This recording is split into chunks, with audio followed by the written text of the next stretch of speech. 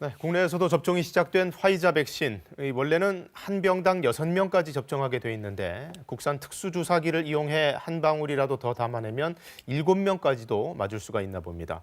실제로 국내에서 그렇게 접종한 사례들이 나오고 있는데 다만 고도의 집중력이 필요한 작업이기 때문에 안전성 문제를 감안하면 6명이 적절하다고 정부는 지침을 재확인했습니다. 이지윤 기자입니다.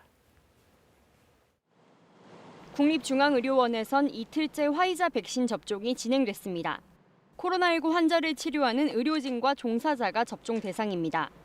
첫날 300명에 이어 어제는 200명 이상이 추가로 백신을 접종했습니다. 예약자가 피치 못할 이유로 접종할 수 없는 경우에는 대기자에게 연락을 해 즉시 접종할 수 있도록 했습니다. 접종 첫날엔 예약자 가운데 발열 증세가 있거나 다른 질병 예방접종을 한 지 2주가 지나지 않았다는 이유 등으로 7명이 접종을 받지 못했습니다. 대신 대기자 7명이 접종을 받았습니다. 국립중앙의료원은 화이자 백신 한 병당 7명까지도 접종한 경우가 있다고 밝혔습니다. 한 병당 6명이 국제 표준인데 최소 잔여형 주사기를 이용해 한 명 더 접종이 가능해진 겁니다. 피스톤과 바늘 사이 공간이 거의 없도록 제작된 주사기로 폐기되는 백신의 양을 줄일 수 있습니다. 이렇게 추가 접종을 받은 사람은 접종 첫날에만 19명입니다. 하지만 우려의 목소리도 나왔습니다.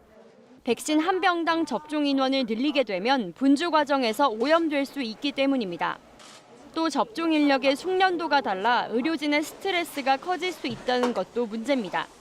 실제로 분주하는 사람들이 5번 또는 6번 분주를 하면 별 문제 없이 잘 분주를 할 수 있는데 7번을 마치려면 그때부터는 굉장히 신경을 써야 되는 상황이 되는 거거든요.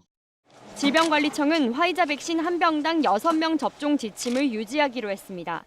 폐기되는 백신을 줄이기 위해 현장 판단에 따라 한 명 더 접종할 수 있지만 공식적으로 접종 인원을 바꾸지는 않겠다는 겁니다.